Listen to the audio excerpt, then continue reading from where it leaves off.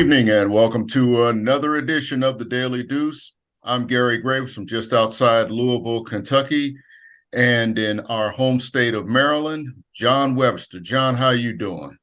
Gary, I'm doing real good, man. Good to see you. Great weekend of sports. Oh I'm yeah, excited to that's a heck talk of a Super about it. Bowl. Hey, Pitt, how are you? Doing pretty good. I'm a little upset that no one's talking about DeMarcus Ware and Dak Prescott being booed by Philly fans at the Super Bowl, but it's whatever.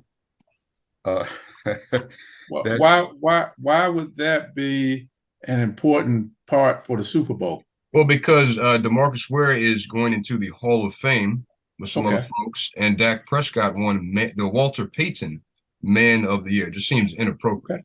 These are Cowboys, so you got to have respect for that. Congratulations to both of them. Congratulations to them. and John, the only consolation is remember they're Eagle fans. They boo Santa Claus. True that. You got me there. Yeah, I mean, yeah. And that was the site of those are the fans that cheered the body bag game. Remember that, John Webster? Yeah, I remember that. You remember the time Michael Irvin got really hurt seriously? Oh yeah, And yeah. they cheered him laying on the ground, and they weren't sure if his limbs were moving. Oh yeah, that was a scary moment. It's funny when Damar Hamlin got hurt. I remember thinking about that too. With Michael Irvin. But I digress to something more cheerful. A fantastic Super Bowl. Can't really overemphasize that. Exciting game. Say what you will about the finish. I'll be honest. I didn't like how it ended in terms of, just it kind of took some of the suspense out of it. But again, it was still a tense finish. You still were kind of hoping that Philly had like one last try in them. But John, really in terms of recent Super Bowls, that one was probably the most exciting one I've seen in a while that I can recall. It's a great game. Great game. Two high-powered offenses. It worked out when neither defense could stop the other team. Especially in the second half with Philly. I mean, Philadelphia had a 17-play drive. I mean, the execution that you have to do 17 plays, much less 9 or 10, but 17. Mm-hmm. It's unfortunate somebody had to come up short and lose, but both teams played really well. I've heard comments about the pass interference play that was called, and I said to a couple friends of mine, you look at that a lot of times like anything else in sports, and when a team loses, it's usually what you remember the last thing happening. Mm-hmm. Vince Lombardi said many, many years ago, games are lost early. You remember the last place because that's the most thing that's vivid in your mind, but the games are lost early. You look back at the game yesterday, and you had a 65-yard punt return set up a touchdown. Yeah, people forgot about that. You look back at the game yesterday. Long pass plays by Jalen Hurts. Yeah. You look back yesterday, and the fumble that Hurts had, unfortunately, was recovered by Kansas City and returned for 6 points, a touchdown. People forget about that yesterday. Mm-hmm. You look at the fact that right before halftime, Philadelphia could have gone up by 14. The pass to Devontae Smith was overturned, and they got a field goal, so they went up in halftime by 10. People forget that yesterday. Also, Kansas City scored 24 points in the second half. Philly's defense could not stop them. In the first half, Philly's offense had 17 first downs, and Kansas City's offense had 20 total plays. Mm-hmm. It was turned around. Great game, but some adjustments were made in the second half. And what one of the adjustments that was made by Kansas City, Gary? and we talked about it last week. Matriculating down the field. They matriculated. The Yeah. first half, they were pass happy, in my opinion. Yeah. They were looking, but the second half, they put the ball in McKinnon's hands, they put the ball in Pacheco's hands, and they matriculated down the field. Absolutely. And they got the ground game going. And that's what got them.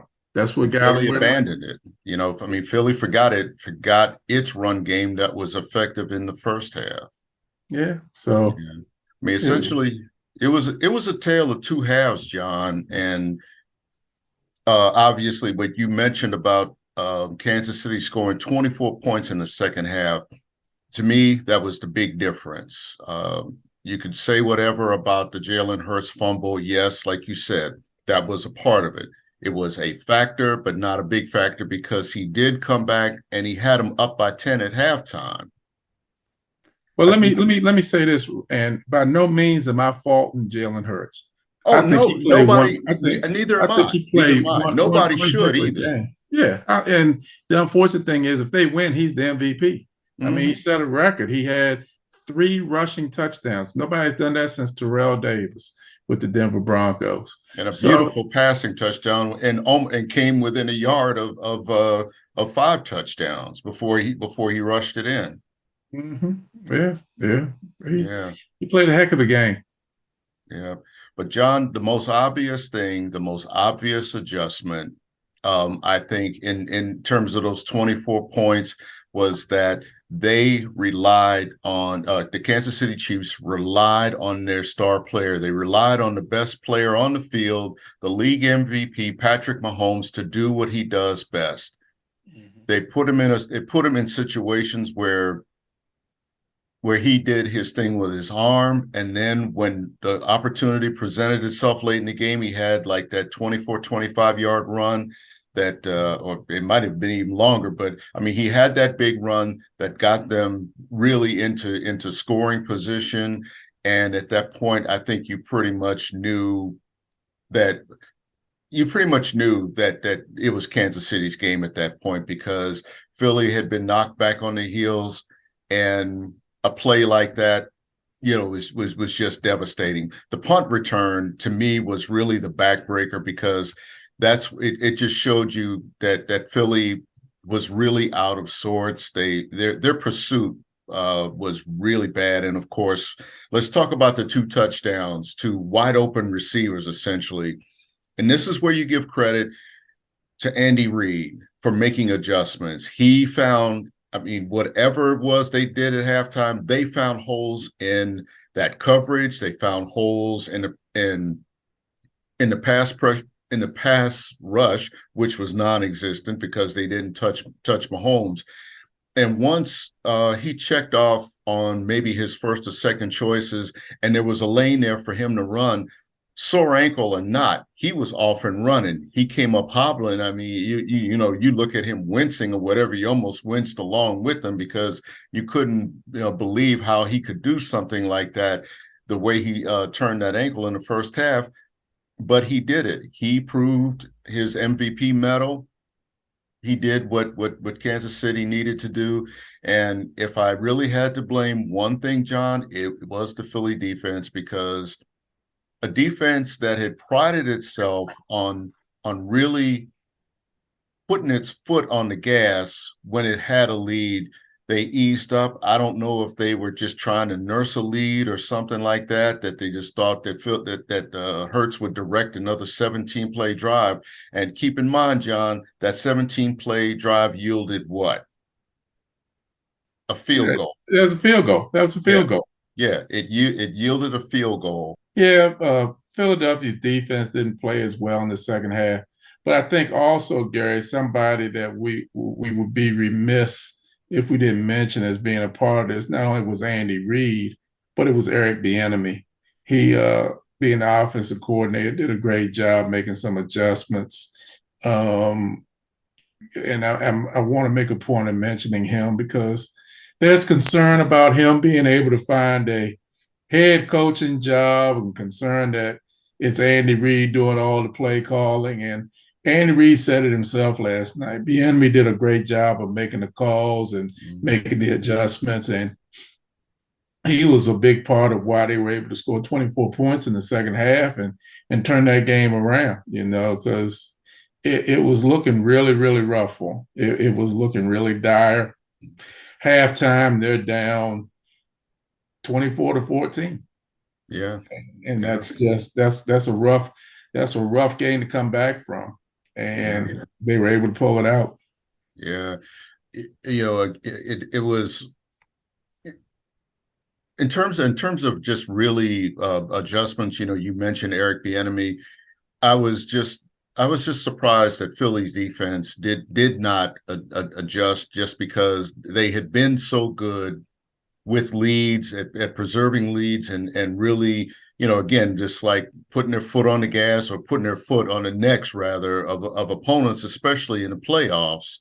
And with a 10-point lead, it wasn't safe by any means when you got Patrick Mahomes on the field. But I think the failure, I'm going to really put that in air quotes, of Philly's offense to just settle for field goals.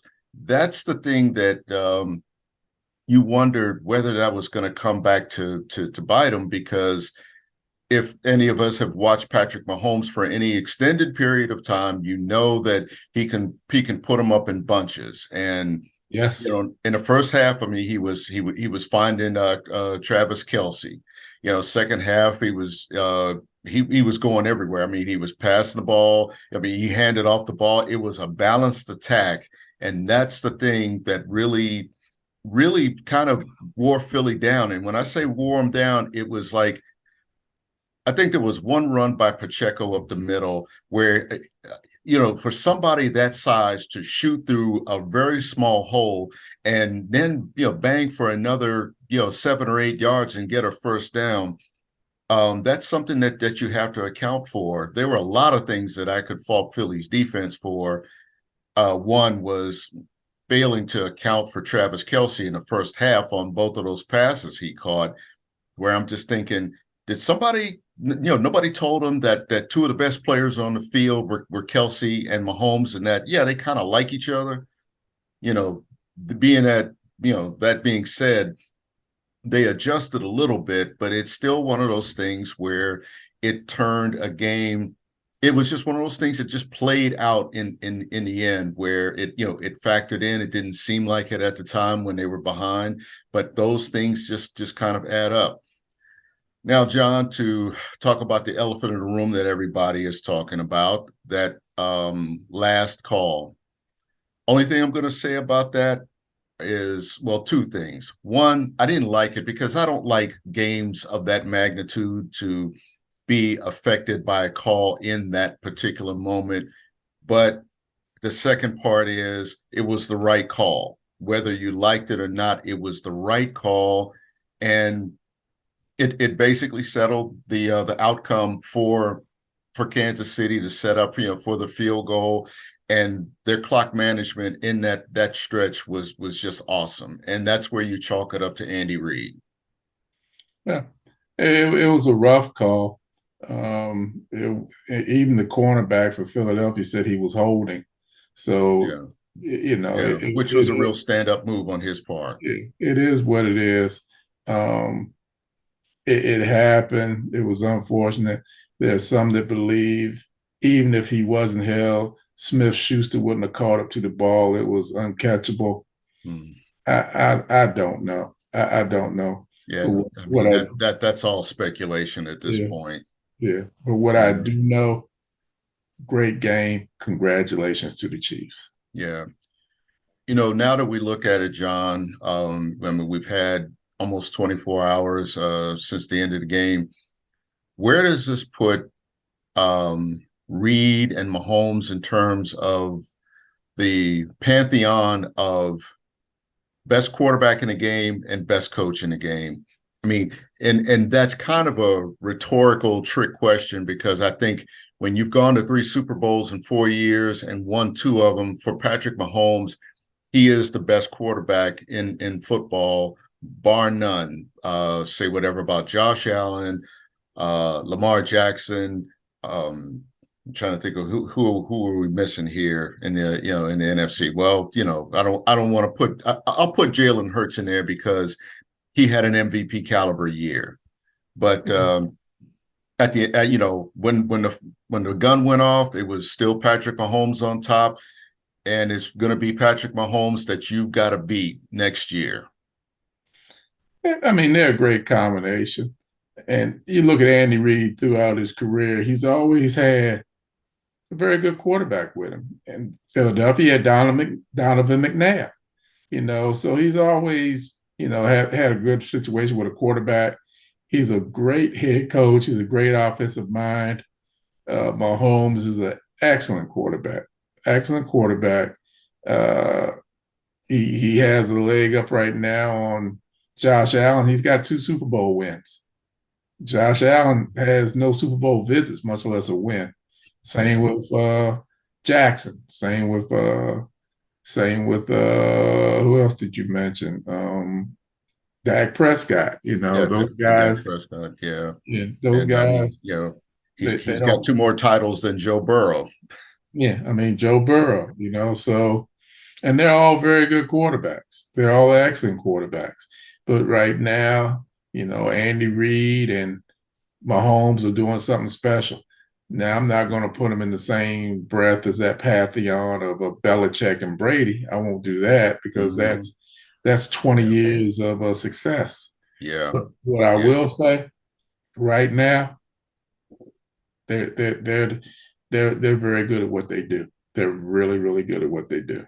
Yeah, I'm with you, John, on pumping the brakes on that GOAT talk that I was hearing last night and this morning. Because I was thinking it's like, if you're talking about GOAT status, you're talking about sustained, consistent success over a number of years. We're talking about, 10 years or so. And he's not there yet. In terms of Andy Reid as one of the best coach in the game right now, I don't think that there's any argument because, again, you've got to figure out how to beat him. You've got to figure out how to beat his system. And remember, they lost Tyreek Hill, and he tweaked the offense. He adjusted to the personnel that he had, and he got the most out of it. It's kind of like what Belichick did, but in this case, he did it in a very short window where you figure the window might be closing for him, and now, after yesterday, I think the window is open for Mahomes and Reid to win at least one more Super Bowl, and with Reid in particular, I think he has solidified his Canton credentials with that. Not just because of winning 2 Super Bowls, but because of the longevity, again, the record of sustained success. It kind of reminds me of like Tom Flores, where it seemed like it took him a while to get in, and I couldn't understand a guy that had won 2 Super Bowls and such, just why it took so long for him to get his flowers. Yeah, and he was a exceptional coach. What with the Raiders? 2 Super Bowl wins, 3 Super Bowl wins. Yeah, 2 Super Bowls, and remember he went to Seattle and was successful there too.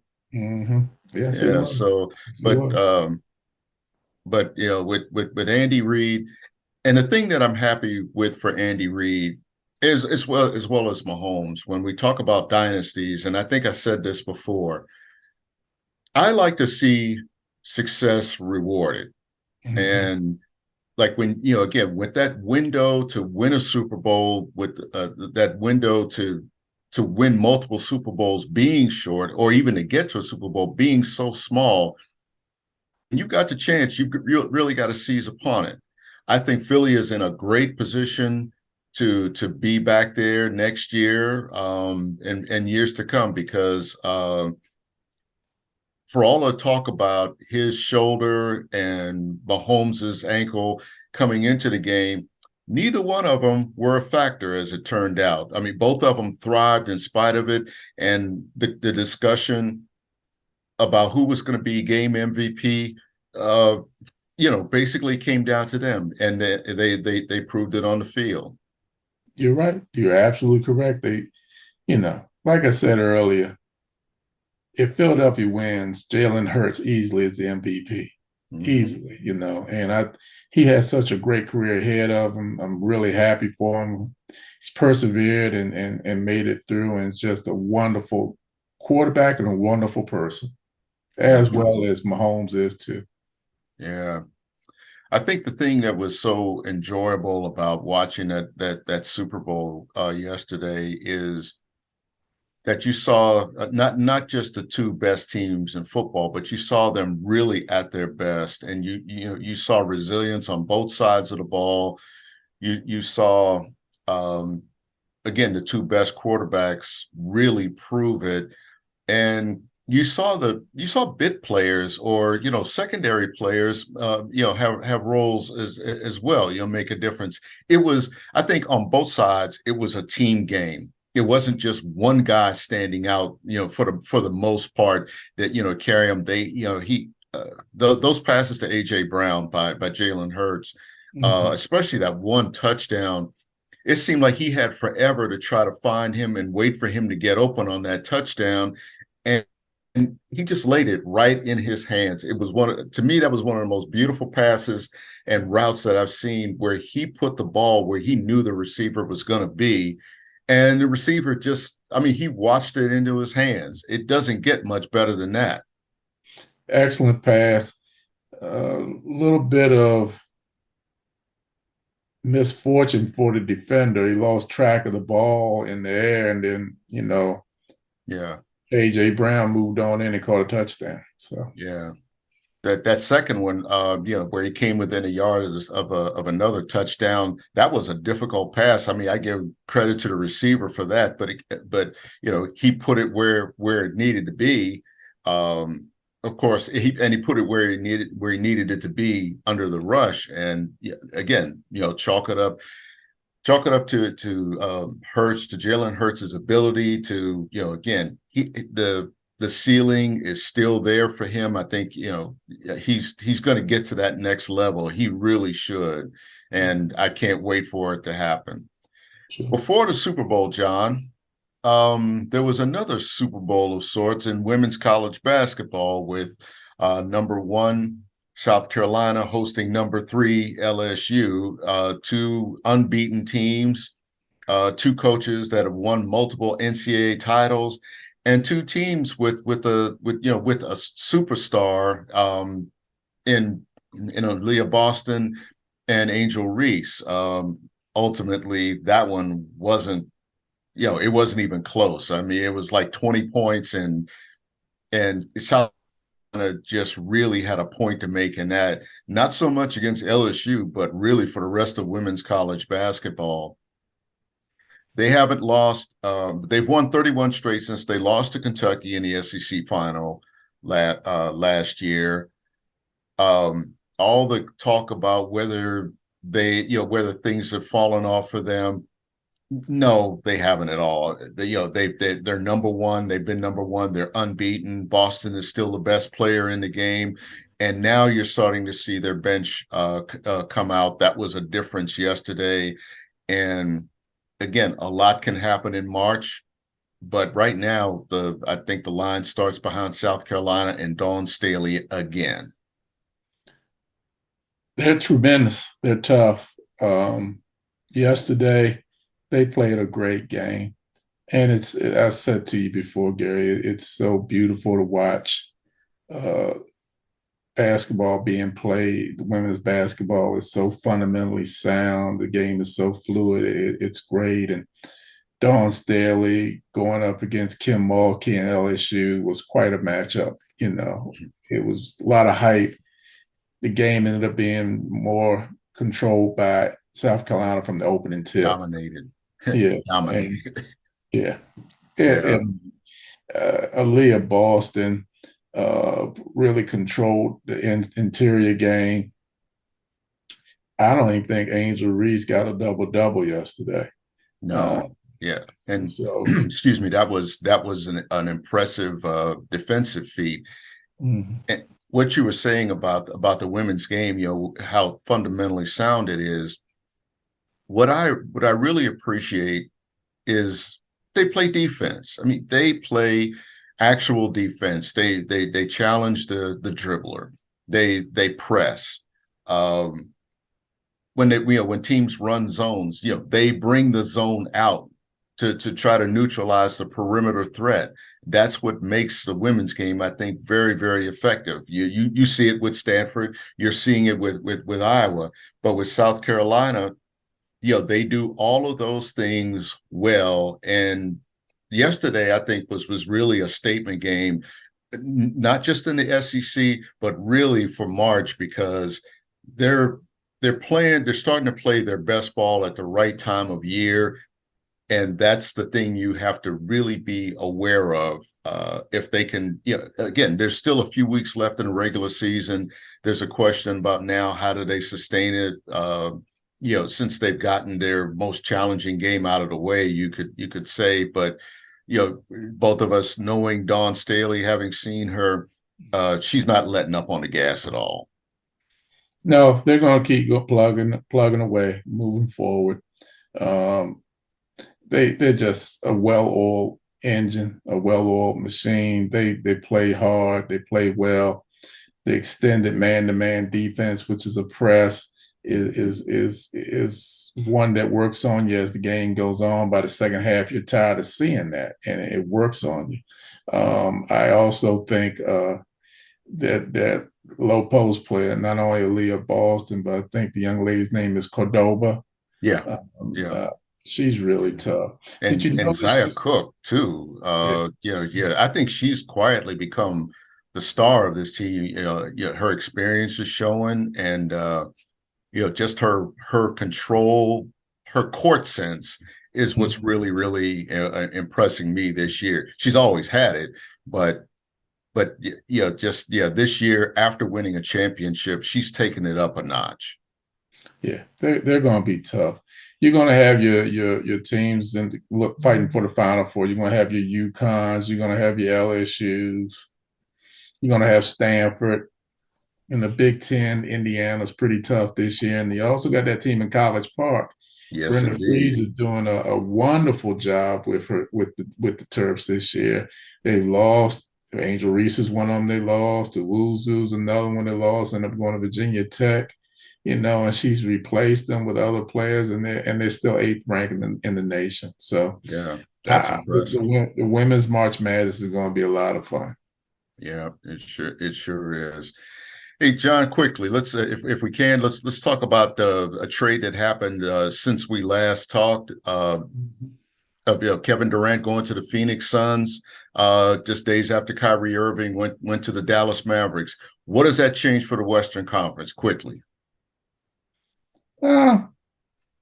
Makes it really interesting. Kyrie Irving playing with Doncic.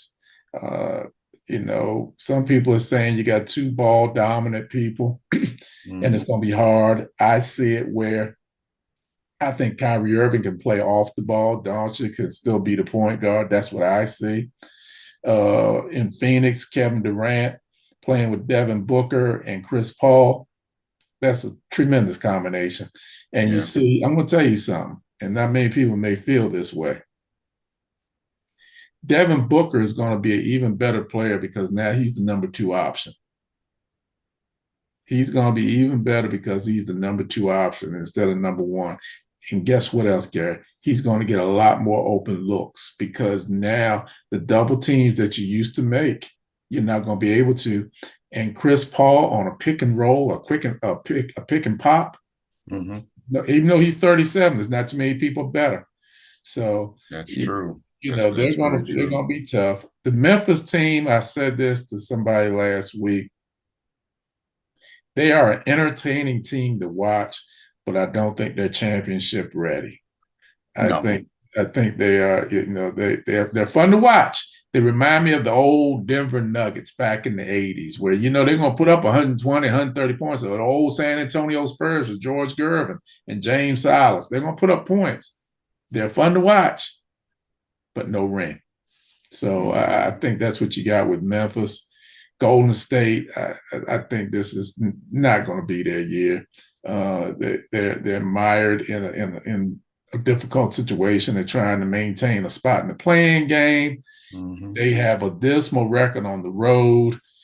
Steph Curry has been injured. They just made a trade to get Gary Payton back, who I thought was a really important part of their equation last year. Exactly. And they got him back, but he's still injured, and there's still question about when he'll be able to play. So, and on that east side, the Celtics are tough, but do not look past the Philadelphia 76ers. No. Don't look past the Milwaukee Bucks. They will be there to give them some problems. John, I couldn't agree more on all those points. I think in the Western Conference, excuse me,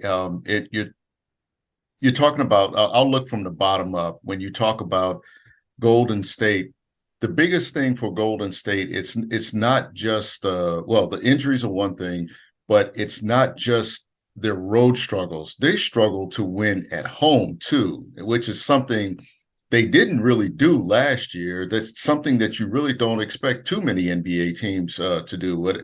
What's that formula? Win all your home games and go 500 on the road, and you're in the playoffs and been probably playing for a championship. But when you have to really, really scrape for wins at home, and again, you saw what the Lakers did to them on Saturday night. That I was just thinking, it's just obviously they're not whole. That's one thing, but it made me really wonder whether they might be showing their age as well. And I don't know how you feel about that part, but I was thinking, Klay Thompson is still relatively young, but you think about Green and Curry, that they've been at this for a while, and there's maybe that team is just starting to show its age.